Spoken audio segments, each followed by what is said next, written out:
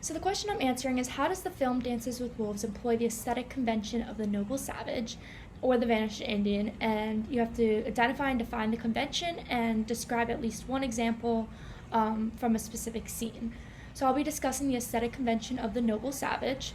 As stated in Lecture 17, the noble savages were initially seen as characters in a native inhabitant of a periodistical land who lived close to nature and were able to intuit the laws of nature more clearly because of their proximity to it. They lived a primitive lifestyle and symbolized the innate goodness of humanity when free from corrupting influences of civilization. The noble savages also emphasized the characters' impulses and passions, as well as focusing on indigenous culture, folk tradition, and the historicity of these communities.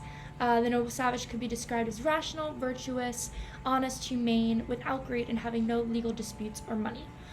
This being said, the aesthetic conventions of the noble savage is looking at the way that things are viewed. Although many Europeans believe the Native Americans were a threat and must be banished, the movie Dances with Wolves displays the initial aesthetic conventions of the noble savage and their virtuous lifestyles through John Dunbar's interactions. One scene that stood out the most was when the good Indians were fighting the bad Indians. John Dunbar makes a statement that instead of fighting politically and for power, they fought for food supply and their women and children. This was a fight that John Dunbar had never experienced on the American side. This displays the noble savages' lack of legal disputes, their differences in priorities, and their more humane way of lifestyle and the simplicity of it.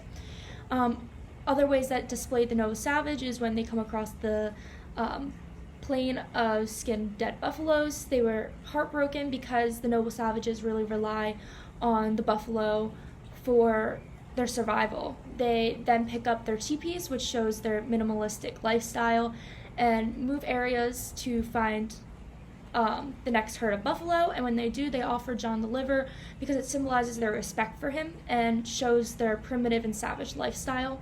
In a way, this could be seen as virtuous and humane in their culture.